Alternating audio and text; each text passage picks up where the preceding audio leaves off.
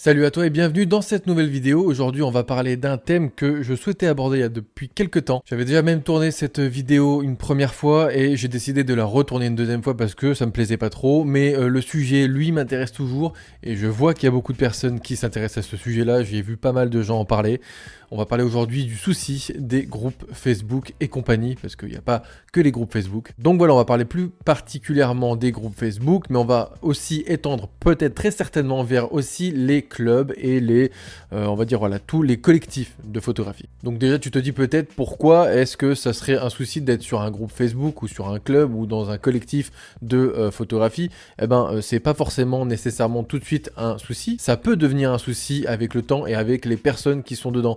Donc déjà, si je peux te donner un premier conseil d'amis, déjà ne va dans un groupe que si on t'a invité à aller dans ce groupe. Si tu connais quelqu'un depuis un certain temps dans ce groupe, je pense que c'est déjà une bonne base pour savoir un petit peu la faune qu'il y a dans ce groupe-là. Parce que dans pas mal de groupes Facebook en particulier, il y a beaucoup de gourous, beaucoup de gens qui se disent, on va dire, maîtres, modérateurs, qui se disent être des gros photographes de base et que toi tu n'es qu'une petite vulgaire, petite bouse infâme qui ne connaît rien à la photographie et eux ils vont tout apprendre dans la photographie. Alors bon, ils sont pas tous comme ça, pas tous les groupes ne sont comme ça, pas tous les clubs sont comme ça, mais malheureusement une grosse partie des groupes Facebook de plus en plus tend à devenir vraiment des viviers de personnes pas très fréquentables.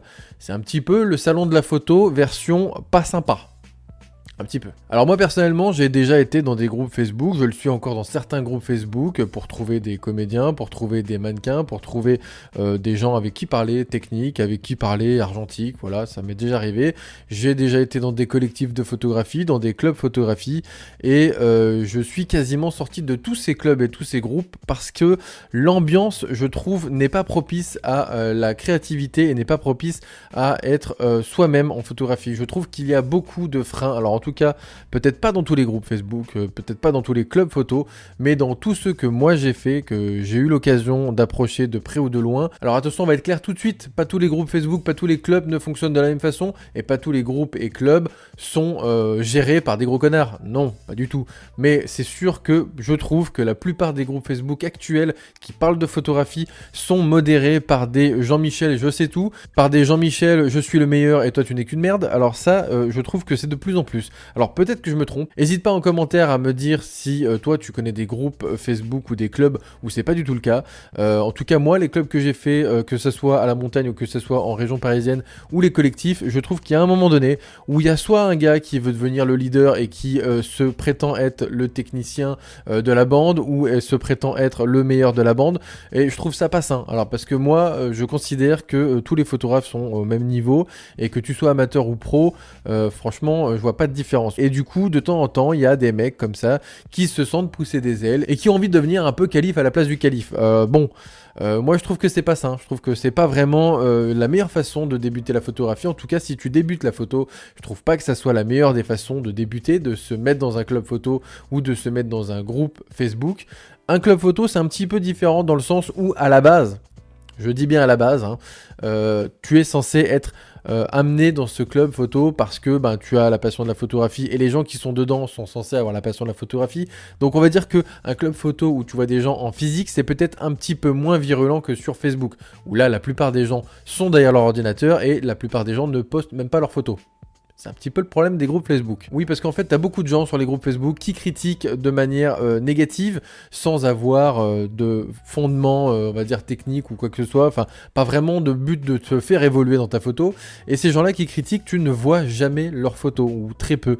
Et quand tu vois leurs photos, beaucoup de gens s'encensent autour de leurs photos et trouvent ça magnifique, alors que franchement, il n'y a pas de quoi casser trois pattes à un canard. Parce que, clairement, je le redis ici, ça a été très souvent dit, mais la photographie, comme n'importe quel art, c'est sujet à interprétation de la personne qui regarde la photo. Donc peut-être que ça ne plaira pas à certains membres, peut-être que ça plaira beaucoup à d'autres membres.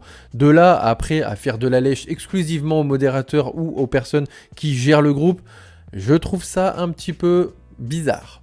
Un petit peu. Ce n'est que mon avis. Alors moi, j'ai déjà été dans des clubs photo où ça s'est plutôt pas trop mal passé, mais j'ai quitté les clubs photo, comme je te disais, parce que je trouvais que petit à petit, ça devenait de moins en moins enrichissant. Alors c'était peut-être dû au fait que les membres des clubs n'avaient pas la même vision photographique que moi, ou peut-être que ma vision photographique s'était un petit peu changée avec le temps, parce que à la base je faisais plus de la photo, peut-être un peu plus paysage, et je me suis un peu plus spécialisé dans le sport, donc forcément j'étais tout seul à faire du sport, donc ça peut peut-être être ça. Dans les clubs photo, en tout cas, je ne rentrerai pas plus dans les détails parce que ça dépend vraiment des clubs photo et je trouve qu'il y a quand même pas mal de personnes bienveillantes dans les clubs photo, en tout cas en physique, c'est très souvent moins méchant, on va dire. Dans les collectifs photos, je trouve que là aussi qu'il y a quand même généralement une bonne ambiance et je pense que ça peut être une bonne solution d'intégrer un collectif photo parce que là aussi c'est les personnes qui sont censées être assez proches de toi qui t'ont dit de venir dans ce collectif et je pense que ça doit être quelque chose d'assez agréable justement d'être dans un collectif comme ça. Il y a une émulsion qui se fait autour de chaque personne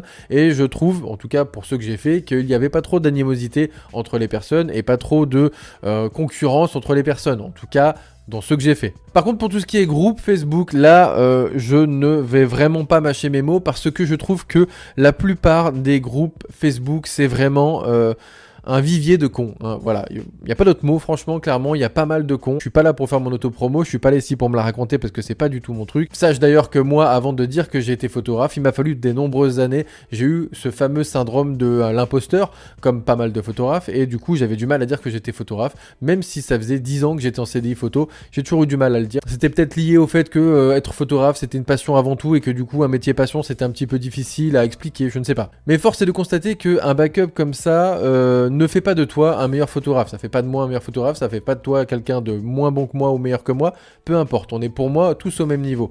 Il y a des photos qui vont être très belles, il y a des photos qui vont être très moches, je fais des photos qui parfois me plaisent énormément, qui ne plaisent à personne d'autre que moi, et inversement. Clairement, je ne me considère pas comme étant quelqu'un de très très bon, et je ne veux absolument pas. Hop, désolé, petit changement d'ambiance, j'ai eu un petit souci technique, c'est pas grave, on enchaîne. Tout ça pour dire quoi ? J'ai eu l'occasion de voir pas mal de gens partager leurs photos sur ce genre de groupe pour se faire démonter totalement gratuitement. J'ai moi-même partagé des photos sur ce type de groupe qui ont été parfois très bien reçues, parfois pas du tout. Et c'est là où je veux en venir, quand tu postes une photo sur ce genre de groupe pour discuter par exemple de ta photo, dès que tu commences à te confronter à ces gourous, à ces modérateurs, c'est fini, ta photo sera trashée pour rien. Tes photos ne peuvent pas plaire à tout le monde et c'est bien normal, mais sur ce type de groupe, les gourous et les modérateurs qui gèrent ce groupe gèrent ces groupes justement avec leurs propres lois et leurs propres règles. Sauf qu'en fait la photo c'est pas ça du tout. Ces gourous, comme j'aime les appeler, s'inventent des connaissances et des techniques photo qui d'après eux sont les seuls à maîtriser ou en tout cas sont des maîtres dans ce type de technique et ce type de méthode de photographie alors que clairement ce n'est pas du tout le cas. Encore une fois donc privilégie les groupes et les collectifs qui seront bienveillants et qui seront sains. Surtout si tu commences ou si comme moi tu as pendant très longtemps eu ou si tu as encore le syndrome de l'imposteur. Ça amplifie en plus le fait que tu n'as pas forcément confiance en toi, confiance en tes photos, confiance en ton potentiel, mais ça veut absolument pas dire que tes photos sont nulles et ça veut absolument pas dire que tu es un mauvais photographe, bien au contraire. Dans ces groupes, il y a absolument rien de bon pour moi à part si tu rentres dans un moule de léchage de cul intensif et si tu partages pas tes photos. Donc pour un groupe photo, pas partager ses photos, c'est un petit peu dommage. Hein. Merci à toi d'avoir suivi cette vidéo, j'espère qu'elle t'aura plu, j'espère qu'elle ne t'aura pas froissé si tu fais partie de ce genre de groupe, si tu es toi aussi dans un collectif photo, sache que ce n'est qu'un pur avis personnel, que je n'ai absolument rien contre les gens qui font partie d'un groupe photo, d'un club, d'un collectif, j'en fais partie moi aussi, dans certains clubs, dans certains groupes, mais je considère qu'il y a des groupes purement toxiques et purement pas bienfaiteurs, et du coup je te mets en garde ici. En tout cas, si tu commences la photo et si tu commences la photo argentique, sache que c'est un petit milieu, il y a des gens très bienveillants et il y a des gens vraiment pas bienveillants. Quand tu es jeune et que tu commences la photo argentique, malheureusement, tu peux tomber sur des gens un peu plus âgés qui soit ont la connaissance absolue selon eux, soit n'acceptent pas d'avoir des jeunes qui commencent la photographie argentique. Et je sais pas pourquoi, il y a une sorte de tension, une sorte de compétition qui se met entre les gens, qui est totalement inutile et totalement stupide, mais malheureusement elle existe. Alors il n'y a pas que dans le milieu de la photographie qu'elle existe, mais dans le milieu de la photographie, et en particulier de la photographie argentique, je trouve que c'est très marqué et je trouve que c'est très très très dommage. Alors le meilleur conseil que je puisse te donner, c'est vraiment entoure-toi de gens bienveillants, fais de la photo comme tu entends faire de la photo, partage tes photos autour de toi, prends les critiques négatives et positives, Ne reste pas bloqué sur les critiques négatives et les critiques trop positives aussi. Il faut que tu avances à ton rythme et il faut que tu prennes les conseils comme ils viennent. Par contre, il ne faut pas trop se focaliser sur les côtés trop négatifs et trop positifs parce que l'un comme l'autre ne peuvent bien sûr pas forcément que te faire avancer.